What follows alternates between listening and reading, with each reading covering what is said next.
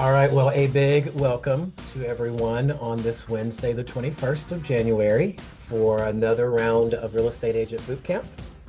Really excited to talk with you all this morning about, I'm going to call them habits, but some simple strategies and tactics.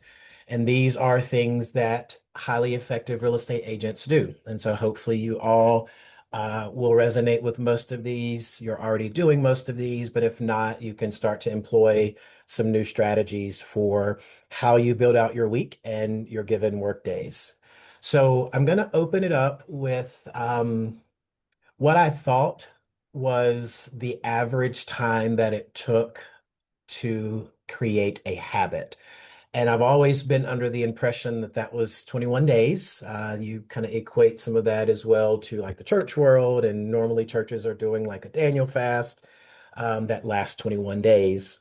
I had this really neat illustration I was going to do because it's the 21st of January. It's going to let you know that you've already formed a habit. I went to my trusty tool as I was preparing for this week, and ChatGPT told me that it was 66 days on average. So we're going to scratch that fancy illustration that I was hoping to do. And we are going to focus, however, on 7 habits that highly effective real estate agents do. And we will provide a handout that has this list of 7. But if you are able to take notes, I don't have a fancy spreadsheet today. Please don't leave the call because you came here for the spreadsheets only. But if you can take some notes, I think it'd be helpful just to jot these few things down. Give me 10 or 15 minutes and then we'll get you all out of here today.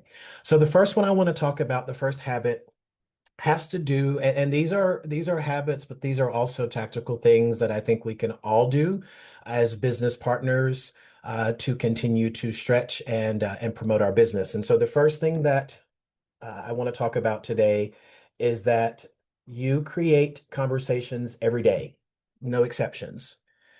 You aren't, as an effective realtor or an agent, you aren't waiting for leads to show up. You are manufacturing conversations.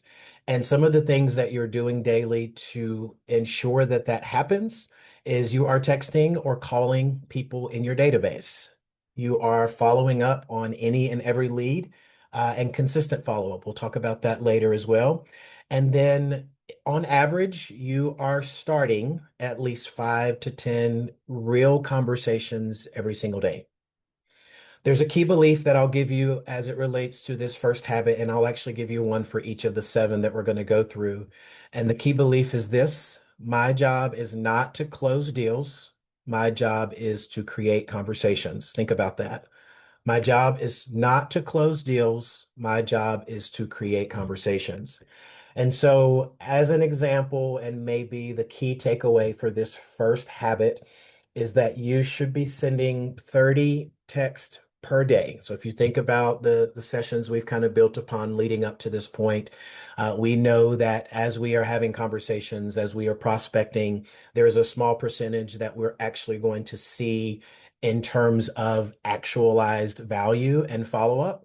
And so what you can generally expect, again, on average, is that if you're sending 30 text calls, video messages, etc., you may end up getting 10 replies from those 30. That may result then in 2 to 3 calls. And from there, hopefully, you're able to secure some appointments. So again, the first habit that we're talking about is that you as an agent are creating conversations every single day. You are texting and reaching out to people in your database, 5 to 10 real conversations per day, and then 30. If you can send 30 texts per day, those should result in appointments for you all. All right, I'm going to move on swiftly to the second habit, which is following a simply daily structure.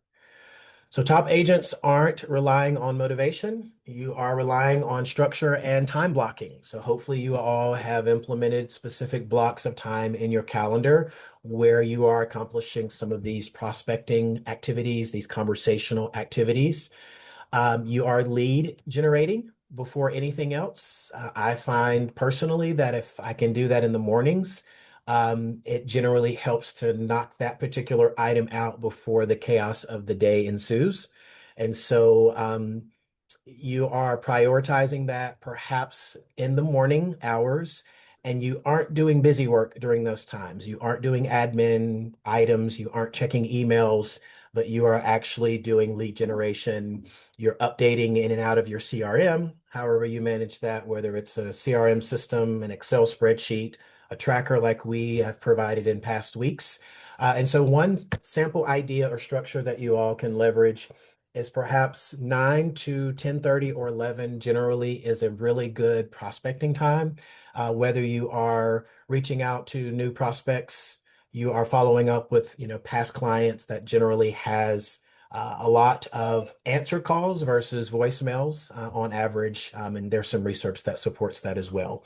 So 9 to 11, lead gen and follow up. And again, these are actual calendar blocks, not, this is a time that I anticipate that I'm going to do these activities, but you actually have the time blocked off each day. And then perhaps you have, 11 to 12 or so is where you are entertaining appointments with clients. And then that also leaves some time in the afternoon for writing contracts, showings, or any admin work that you all need to get done. And so the key belief for habit number 2, which again is following a simply daily structure, the key belief is that what gets scheduled gets done. What gets scheduled gets done. All right, so the number three habit that top real estate agents are doing is that you're following up longer than everyone else. Again, following up longer than everyone else. A lot of agents, and we've talked about some aspects of this as well, you are following up with the client perhaps one or two times, and then you are stopping. You are perhaps upset that the client is not reaching out to you, and sometimes it does require more. What you generally are going to see and find is that 7 to 12 touches per lead is what does the trick. And effective realtors are winning in the follow-up of that. Again, 7 to 12 touches per lead. This can be a mix of text messages, again, calls, voice memos seem to resonate well with a lot of clients, email, etc. And you always want to leave the door open, for conversation, keeping in mind the key belief here for number 3 is that no does not mean never. It means not yet. I'll say that one again. No does not mean never. It means not yet. Yeah, I love that, Mitch. Mitch put in the chat, work on your business prospecting, lead gen in the morning, and then in the evening, working on or in your business, returning messages, writing contracts, etc. Love it. All right, perfect. I'm going to keep going. Again, we are going to be respectful of everyone's time here. So I'm going to jump into number 4. And again, I will provide a handout that has all of these listed, but hopefully your notes support what I'll provide post-session. All right, so the fourth habit is you control the conversation with questions. The real estate agent controls the conversation with questions. Highly effective realtors don't pitch, you are diagnosing. I think it's a really helpful notion that pressure generally pushes a client away. If you are, really pushing to have a client buy in a time they're not comfortable or sell in a time that they're not comfortable, it's going to make it challenging for that client. And so some of the questions I think are helpful to ask. What's driving your move? What's driving the move? What happens if nothing changes? Is another really good question. What timeline feels realistic? A lot of clients, especially in this market, are saying, I'm waiting until spring or I'm waiting until fill in the blank, right? So asking what timeline feels realistic, I think is super helpful. And then what would need to happen to move forward? So you're kind of talking about the challenges that are preventing them as opposed to pushing them to move forward when they're not ready. And the key belief to number 4, again, controlling the conversation with questions, is that the person asking the questions controls the conversation. And you want to be that person. The person asking the questions controls the conversations. All right, let's move on to number 5. So highly effective agents and the habits that they create. You're creating value before asking for commitment. You are creating value before asking for commitment. So top agents are earning the right to ask for the appointment. What sort of value are you providing to your prospective buyers or sellers? Some of the ways that you can do that, market snapshots. We've talked about that, especially in this market, which is a very unique market, but providing a snapshot of that or your opinion of that. Um, Pricing ranges, starting conversations around strategy. Sometimes just an initial conversation around what that could look like, even if it's 6 months out, can be really helpful to a client and put their mind at ease as you look to have those forward-thinking conversations. And then putting together a specific, again, a plan specific to that buyer or specific to that seller. The key belief for number 5 that I'll offer is that value creates trust and trust creates clients. Value creates trust, and trust creates clients. All right, guys, rounding out the 7 here, number 6. The 6th habit is that you are tracking your numbers ruthlessly. I know that this is a pain point for a lot of us because I've spoken with a lot of you, and we don't actually know what we're doing because we aren't tracking it. And so, effective realtors, effective agents, you know your metrics, and your metrics don't lie. If you are tracking how many calls you're making per day, sometimes you think you're making 10 calls when in reality you're only making 2. And so tracking that information can be extremely helpful. Some things that you can track: how many conversations are you actually having in a day? If we go back to the start of this session, 30 is a really good ballpark for you all. How many appointments are you having in a given week? What sort of conversion rates are you seeing? In the session a couple of weeks ago, I provided some insight into what those conversion rates look like based on the lead source. And so you should be tracking those and understanding your business and how those leads are coming in and in which bucket they actually apply. And then your pipeline, I think, is also really helpful to track. How are your clients moving through? What sort of assistance can you offer them to continue to move the needle for their given situation? The key belief for number 6: if I don't track it, I can't fix it. If I don't track it, I can't fix it.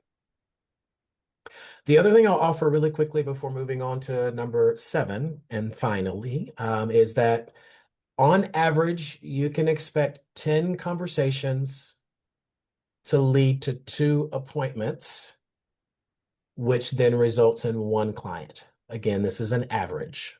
10 conversations can lead to 2 appointments, can lead to 1 client. And I encourage you all to actually, again, this is part of tracking, but see how much that resonates and see how much that is actually true. Choose a week, choose a day, and see if, out of the 10 conversations that you generate, are you seeing 2 meetings, 2 replies from that where clients say, yes, let's have a conversation? And then does that result in the potential for business? And we would love to hear your feedback as a team, if you are seeing that, and how we can perhaps tweak this as we're providing some of these strategies to our business partners. All right, I'm going to go to the last one, number 7. Highly effective agents. And the 7th habit, final habit of the day, is that you are treating real estate like a business and not a hobby. You're treating real estate like a business and not a hobby. So it's extremely important in this business that we run, especially with, I won't call it free time, but we kind of make our schedule in some cases and we pivot as we need to. But in general, we control the activities that we work on. And in general, we should be running systems and not chaos. We should not be going from one fire to the next or one showing in some cases to the next, which I know is challenging because we run on client demand in a lot of cases. But some of the things that you can systemize, which should hopefully minimize in the chaos: lead generation. Again, so it's going to continue to be a top one for all of us because it's what drives our business. Follow-up is another system. This isn't something that we just do. This is something that we can systemize. How you manage appointments, what you were looking at in terms of transactions. And I'll just put another plug here for those of you perhaps that are newer to the call. We've provided over the last few weeks a tracker that is very instrumental in actually helping with a lot of these things, whether it's filtering and determining where your business is coming from, whether it's looking at transactions that you've closed. It does a lot of these things. And so you can actually put a system around that. And any of us on the legacy team, as we've offered, we're willing to work with you. Put in your data, kind of figure out how to structure it for your specific business, and then we'll continue to expound on that in these sessions as well. So again, transactions, and then reviews and referrals. That's another source for or system that you can implement to figure out where your business is coming from. Can you follow up with clients? A lot of us I know are taking some of the reviews that we get and we post those to social media. Some of those situations resonate with prospective buyers, and that kind of helps to generate additional business as well. The final key belief that I'll give you for point number 7 is that consistency beats intensity. Consistency beats intensity. So the homework as we leave today and wrap up is pick one of those areas, just one. Um, Sometimes it's more difficult to look at the big picture and the areas that we struggle in and try to focus on all of those things. But sometimes if you can take baby steps and kind of make progress in smaller ways, I think that that's a very powerful tool as well. So I'm going to ask you all to take one area, one habit that you can focus on and do it consistently. And I'm going to use ChatGPT's number and not my traditional 21 days to form a habit. Over the next 2 months, so that's 60 days, I want you all to consistently work on that one thing and track. Hopefully, there's one around tracking, but whatever the one is, make sure you're tracking that so that you can actually tell if it's making a difference or not in your business. So that's the homework. Again, pick one of the 7 habits. I'm going to send out the list. We've got a handout that we'll actually send you all. But take one of those areas and focus on that for the next 60 days.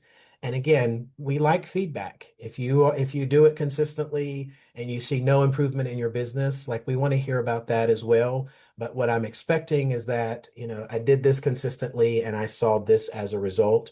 And we want to celebrate and hear about those wins from you all as well. All right. Thank you all for joining and hope you have a great rest of your Wednesday. We'll see you all next week.